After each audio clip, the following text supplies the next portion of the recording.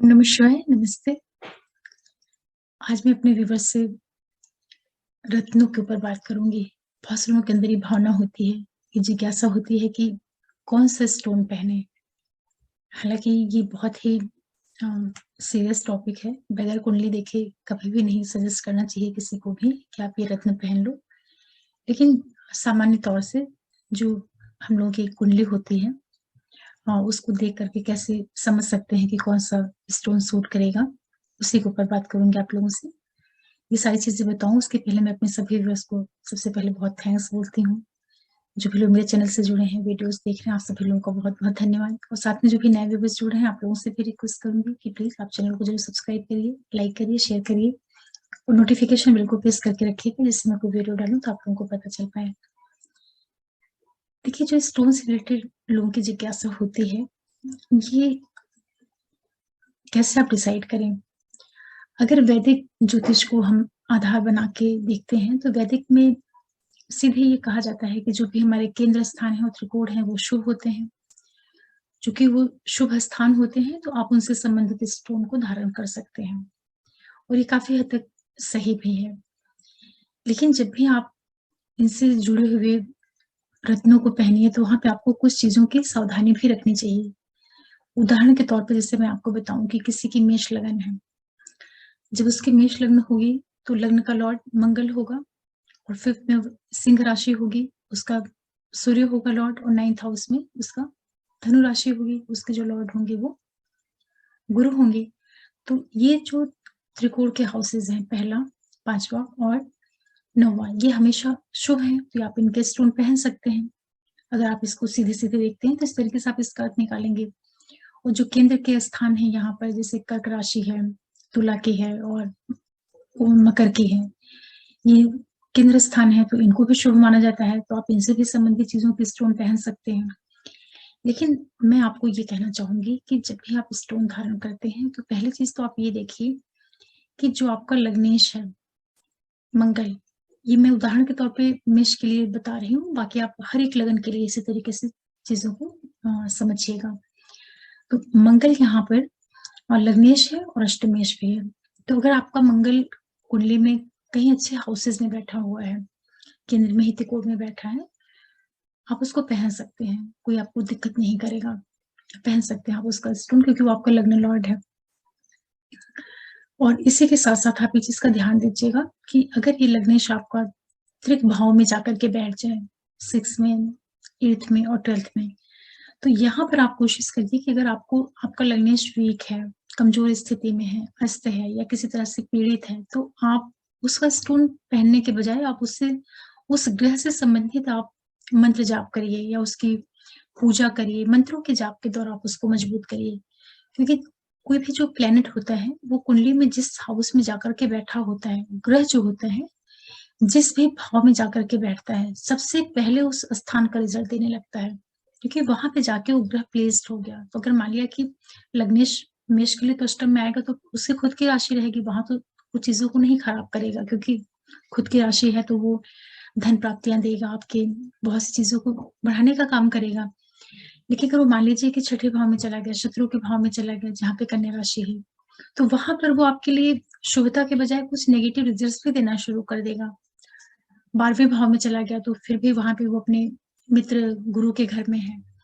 लेकिन आप रत्न पहनते टाइम जिस ग्रह का आप रत्न पहन रहे हैं, चाहे वो आपका लग्नेश है, पंचमेश है या आपका वो भाग्येश है, ये ज़रूर ध्यान में रखिए कि वो ग्रह कुंडली के किस हाउस में जाके बैठा है, उसका बहुत प्रभाव पड़ता है।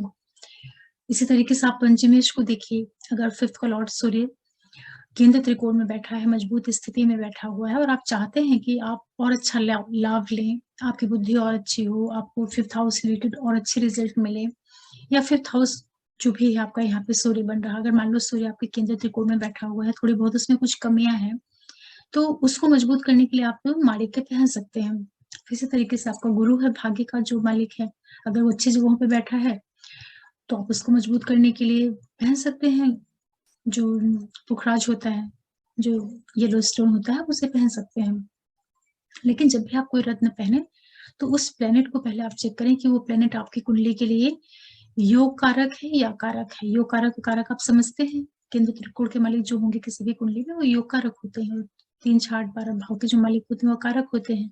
तो रत्न पहनते टाइम आप कारक और अकारक का हमेशा ध्यान रखिए, और जिस प्लैनेट का आप रत्न पहन रहे हैं वो कुंडली के बुरे हाउसेस में नहीं जाना चाहिए। जो प्रॉब्लम्स वाले हाउसेस होते हैं, 6 है, 8 है, 12 है, इसका आपको विशेष रूप से ध्यान रखना रहेगा। तो ये तो सिंपल वैदिक में इस तरीके से सजेस्ट करते हैं, लेकिन जब हम लोग केपी एस्ट्रोलॉजी से रत्नों को सजेस्ट करते हैं या रत्नों के बारे में डिसाइड करते हैं, तो वहां पे हमें ये नहीं देखना होता है कि, उदाहरण के तौर पे मैं आपको इसी मेष लगन के बारे में ही बताती हूँ। तो यहाँ पे अगर हमें सीधे अगर हम मंगल को देखते हैं कि लग्नेश मंगल है और मंगल को अपने लग्नेश लॉर्ड को मजबूत करना है, मान लिया कि लग्नेश हमारा अस्त हो गया है या अच्छी स्थिति में नहीं है, तो अब लग्नेश को स्ट्रेंथ देनी है, तो वैदिक में तो आप सीधे मूंगा पहन लेंगे उसको मजबूती करने के लिए।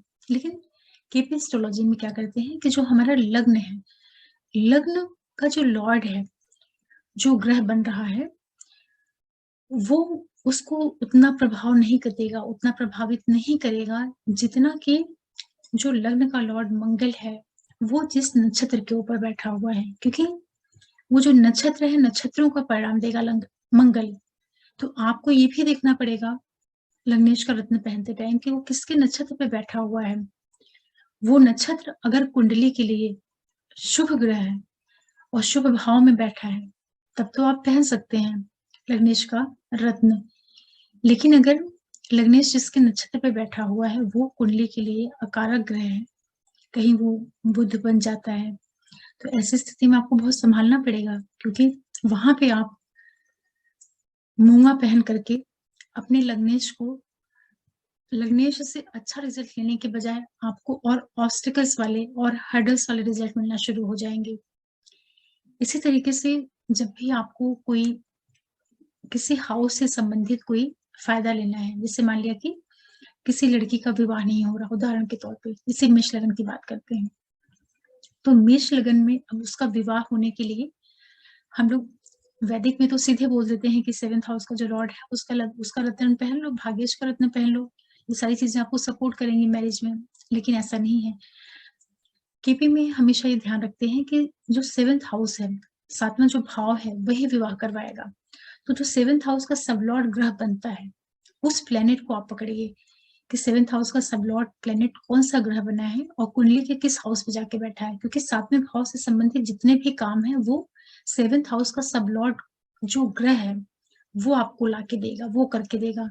तो 7th का जो सब लॉर्ड है वो कुंडली के जिस हाउस में बैठा हुआ है, अच्छे भाव में बैठा हुआ है, तो आप उस ग्रह का रत्न पहनिए। वो आपकी मैरिज वाली चीजों को, आपके व्यापार को, आपकी व्यापार से जुड़ी हुई जो यात्राएं हैं उनको एक्टिवेट करेगा। तो यहाँ पे सब लॉर्ड का रोल आ जाता है। इसी तरीके से आप अपने कुंडली के जिस हाउस का आप रिजल्ट लेना चाहते हैं, सबकी रिक्वायरमेंट अलग अलग होती है, सबकी नीड अलग अलग है। किसी व्यक्ति को अच्छा हेल्थ चाहिए होता है, किसी की हेल्थ खराब है तो वो चाहता है कि मेरी हेल्थ अच्छी हो जाए, तो उस केस में आपको लग्न से संबंधित जो स्टोन्स है उनके ऊपर ध्यान देना होगा। इसी तरह किसी को फाइनेंस की जरूरत है, किसी का फाइनेंस बहुत वीक है, पैसे की स्थिति कमजोर है, तो वहां पे आपको जो आपकी कुंडली में कारक है, धन का कारक गुरु होता है, तो आप गुरु को देखिए कि गुरु की किस स्थिति में है, गुरु आपका कमजोर तो नहीं है, कहीं पाप करते स्थिति में ऐसी जगहों पे तो नहीं बैठा है, तो आप गुरु को स्ट्रेंथ दीजिए, जो कारक प्लेनेट है उसको आप स्ट्रेंथ दीजिए।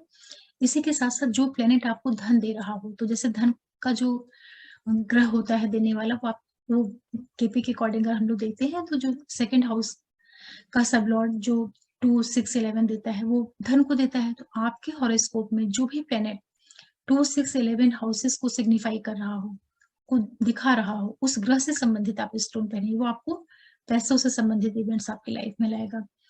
इसी तरीके से जिस भी चीज को आप चाहते हैं, जिस भाव से संबंधित रिजल्ट आप चाहते हैं, उससे जुड़े हुए, उस हाउस से जुड़े हुए सब लॉर्ड प्लेनेट वाला जो ग्रह है उसका आपको रत्न पहनने की आवश्यकता रहती है। और वो भी ग्रह अगर अच्छी जगह पे बैठा है तब आप उसका रत्न पहनिए। अगर वो तकलीफों वाले हाउसेज में बैठा है, ऑब्स्टिकल्स हर्डल्स वाले हाउसेज में बैठा हुआ है, त्रिशदाई वाले भाव में बैठा है, तो उस स्थिति में आप रत्न मत पहनिए, नहीं तो आपके लिए प्रॉब्लम को और बढ़ाएगा। ऐसी स्थिति में आप उस ग्रह से संबंधित चीजों को मंत्रों के द्वारा उसको मजबूत करिए, वो आपके लिए कहीं ज्यादा लाभ देगा।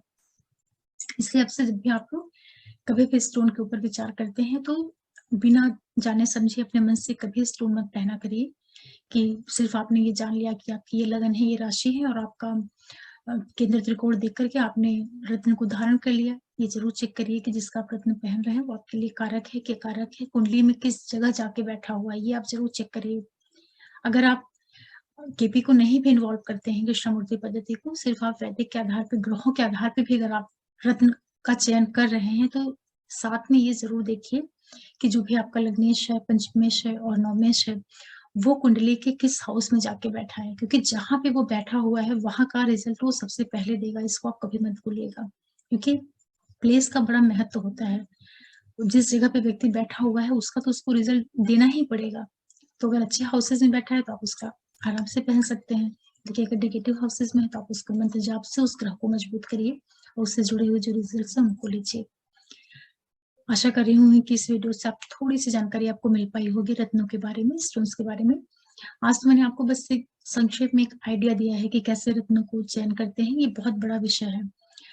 धीरे-धीरे करके मैं स्टोन से रिलेटेड जो चीज़ें होती हैं, उनके बारे में भी आपको बताऊँगी कि आप कौन से स्टोन को पहने तो आपको फाइनेंस से संबंधित चीज़ें आपकी पॉजिटिव होंगी, कहाँ से आपको बच्चों का फ़ायदा होगा, कहाँ से आपका एजुकेशन, कॉम्पिटिशन में आप कैसे सक्सेस हों, आप अपने प्रोफ़ेशन में कैसे बहुत अच्छी जगह पे पहुँचे, प्रमोशन कैसे आपका हो, जो आपका वर्क वाला एरिया है, वो किस तरीके से आपके लिए अच्छा काम करे। इसी तरीके से आपकी हायर स्टडीज़ हैं, ये सारी चीज़ें कैसे आपके लिए अच्छी हों। क्योंकि 12 हाउसेज़ हैं, तो वो 12 हाउसेज़ अपने अलग-अलग तरीके से रिज़ल्ट्स देते हैं। तो आपको पर्टिकुलर आपको क्या चीज़ चाहिए, जो आपकी रिक्वायरमेंट है, जो आपकी नीड है, आप उससे संबंधित स्टोन को पहनिए। और आप लोगों को मैं फिर एक बार थैंक्स बोलती हूँ, जो भी लोग मेरे चैनल से जुड़े हैं, वीडियोज़ को देख रहे हैं। आप सभी लोगों का बहुत-बहुत धन्यवाद और नए व्यूअर्स भी जो जुड़ रहे हैं, आप लोगों से भी रिक्वेस्ट करूँगी, प्लीज़ आप चैनल को ज़रूर सब्सक्राइब करिए, लाइक करिए, शेयर करिए और नोटिफ़िकेशन बेल को आप प्रेस करके रखिए, जिससे मैं कोई वीडियो डालूँ तो आप लोगों को पता चल पाए। और स्क्रीन पे मेरा नंबर आता रहता है, अगर किसी को भी कंसल्टेंसी की ज़रूरत है, तो आप कॉल कर सकते हैं। कंसल्टेंसी जो रहती है, उसकी थोड़ी फ़ी रहती है, उसको पेड करना होता है। आशा कर रही हूँ कि आप लोग अपना सपोर्ट इसी तरह बनाए रखेंगे और फिर मिलते हैं आप लोगों से किसी नए वीडियो के साथ। तब तक के लिए ओम नमः शिवाय, नमस्ते।